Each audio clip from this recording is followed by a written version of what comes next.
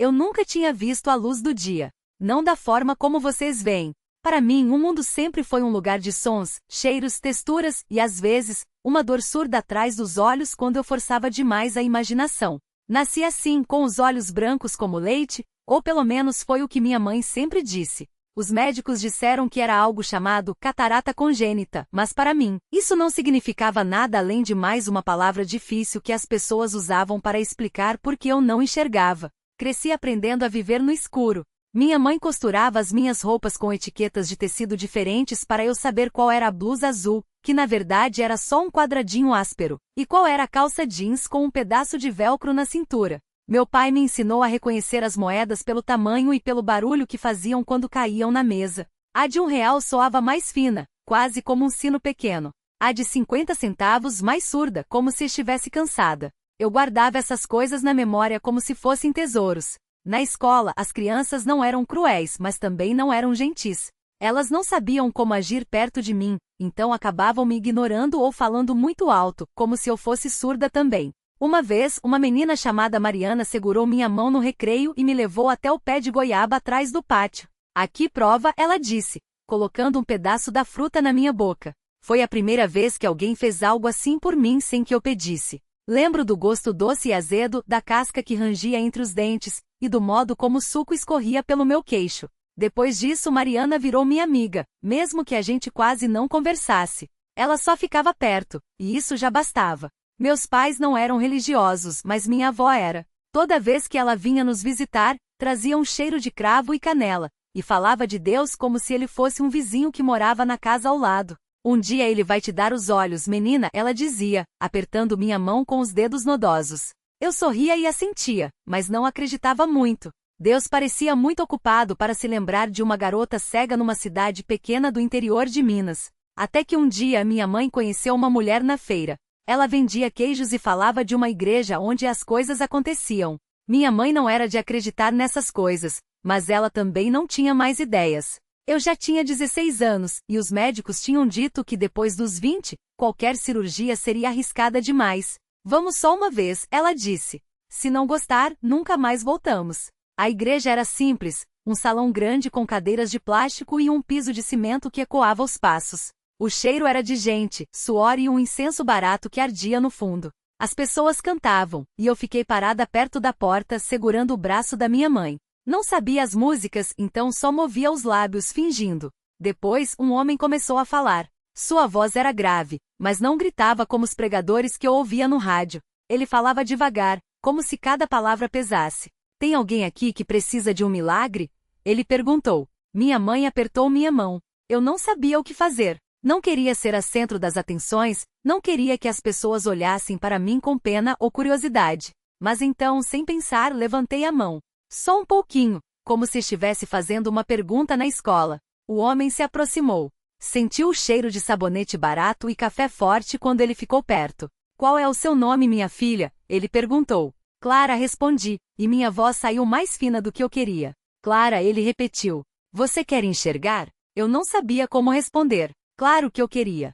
Mas também tinha medo. O mundo que eu conhecia era seguro, previsível. E se enxergar fosse pior do que não enxergar? E se eu não gostasse do que visse? Sim, sussurrei.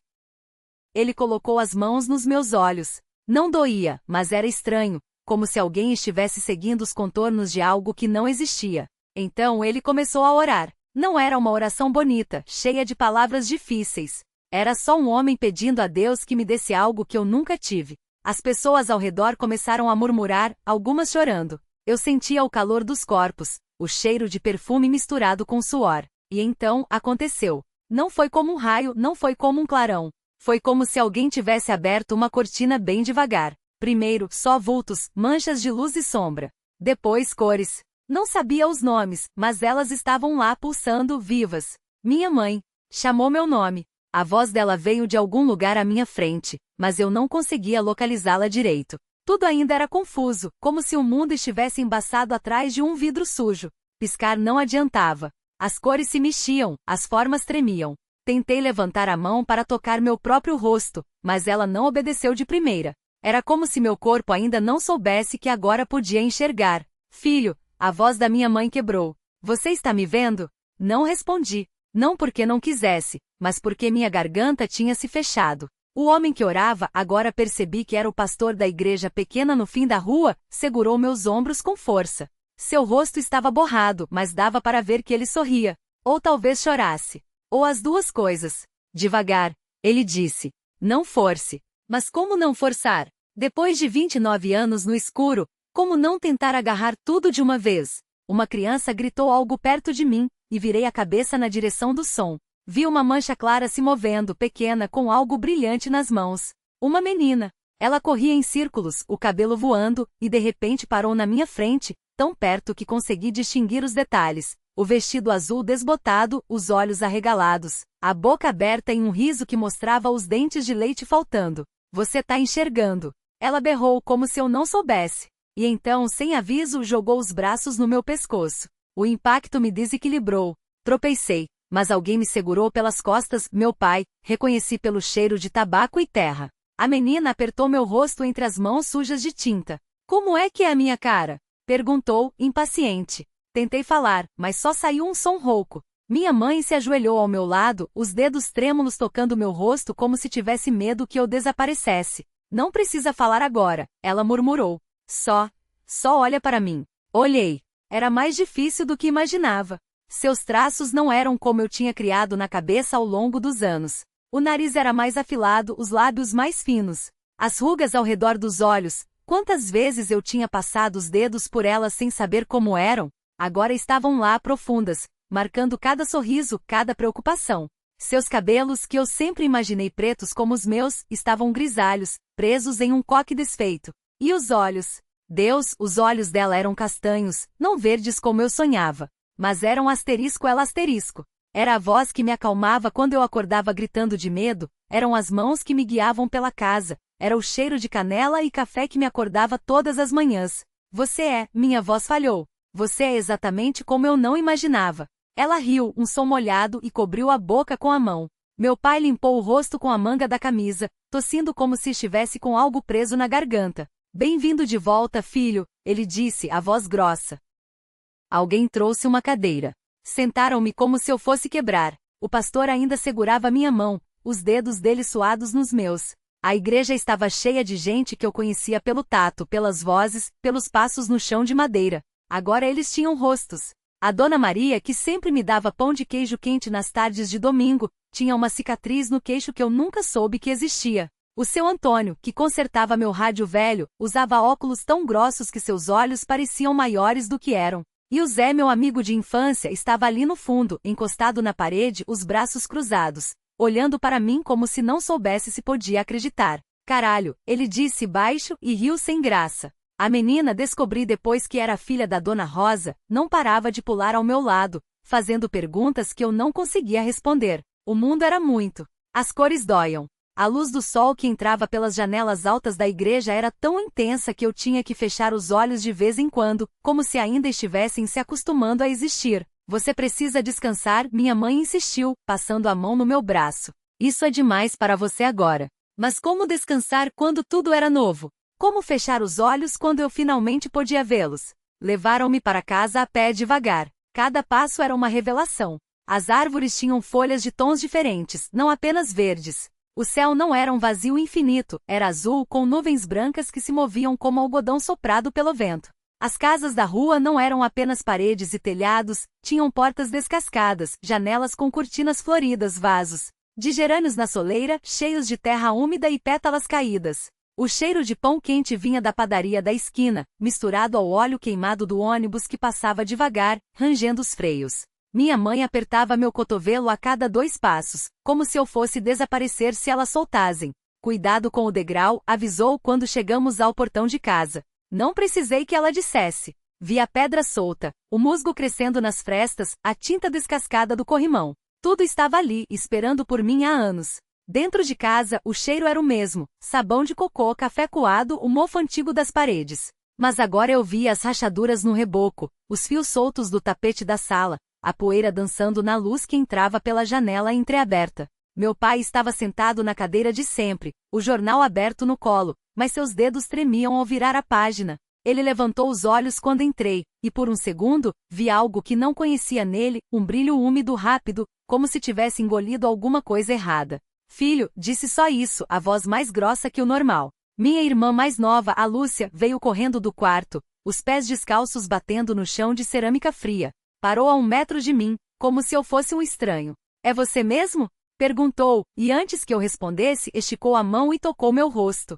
Nossa, seus olhos, são iguais aos da foto, mas ao mesmo tempo não. Eu não sabia o que dizer. Não sabia como explicar que, para mim, ela também era diferente. O cabelo não era apenas castanho, era um emaranhado de fios claros e escuros, com pontas queimadas de sol. As sardas no nariz dela não eram manchas, eram constelações. Você quer sentar? Minha mãe perguntou, como se eu fosse quebrar a qualquer momento. Assenti. As pernas dobrava sem que eu mandasse, e o sofá rangeu quando me deixei cair nele. A textura do tecido era áspera sob meus dedos, os botões de metal da costura frios. Lúcia sentou ao meu lado, tão perto que eu sentia o calor do corpo dela. Você lembra de mim? Ela sussurrou. Um pouco, menti.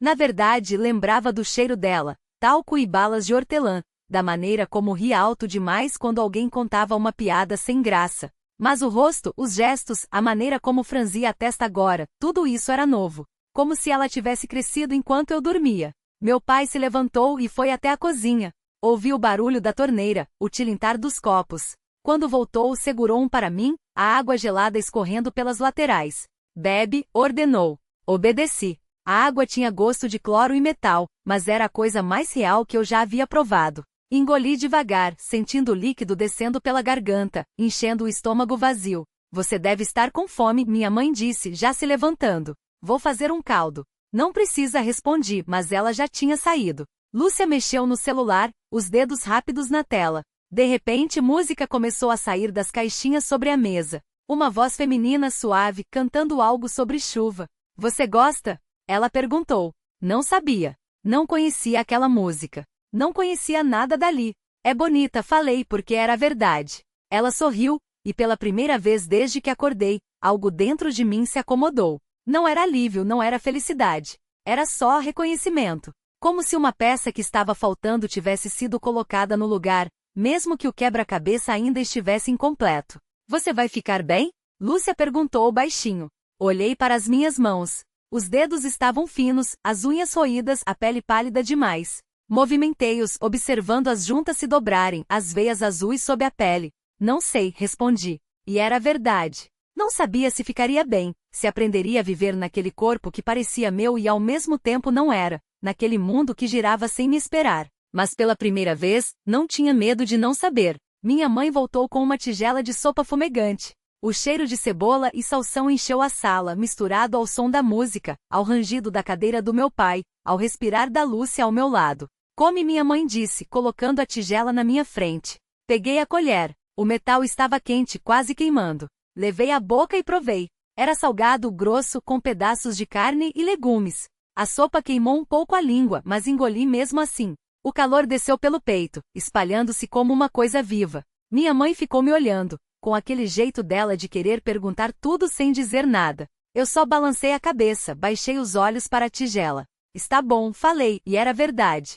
Não só a sopa, mas o resto, a cadeira dura debaixo de mim, o peso dos braços sobre a mesa, o jeito como a luz da janela batia no meu pulso, fazendo as cicatrizes antigas brilharem. Tudo doía um pouco, mas doía de um jeito que eu conseguia aguentar. Lúcia cutucou meu joelho com o dela, debaixo da mesa. Quando levantei os olhos, ela estava sorrindo com metade da boca, como sempre fazia quando queria dizer alguma coisa sem falar. Meu pai tossiu, virou a página do jornal com um estalo seco. A música no rádio mudou, agora era uma daquelas canções velhas que ele gostava, com violões e vozes arrastadas.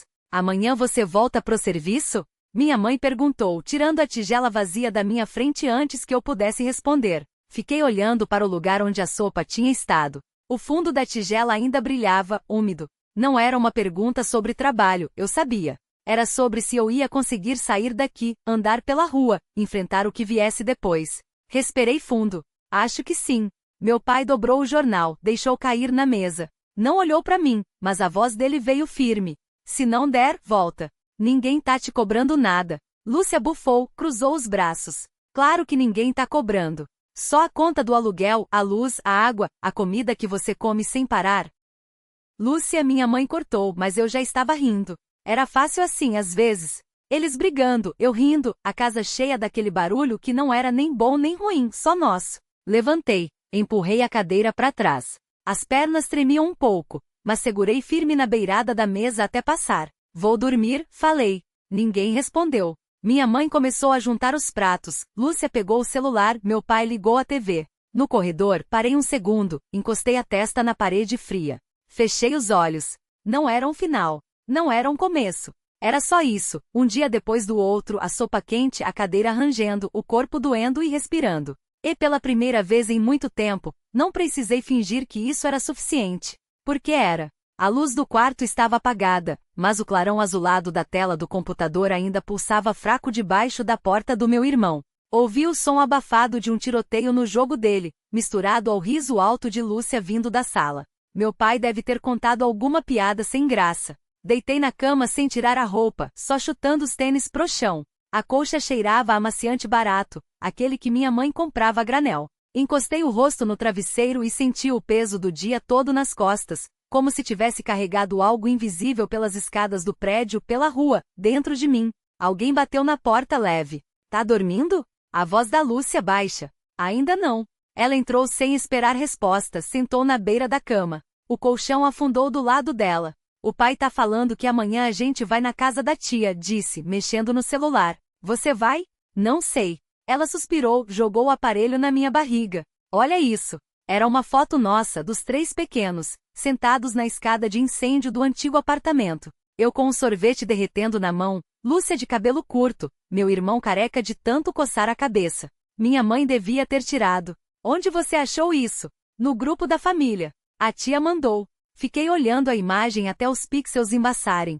Lúcia se deitou ao meu lado, roçou o dedo no meu braço. Você tá estranho hoje. Tô não. Ela não insistiu. Ficamos assim, quietos, ouvindo o barulho da casa e o zumbido do ventilador. Depois de um tempo, ela se levantou. Boa noite, idiota. Boa noite. Quando a porta fechou, virei de lado. O celular ainda estava na minha barriga, a tela apagada. Guardei no bolso da calça, fechei os olhos. Dormi.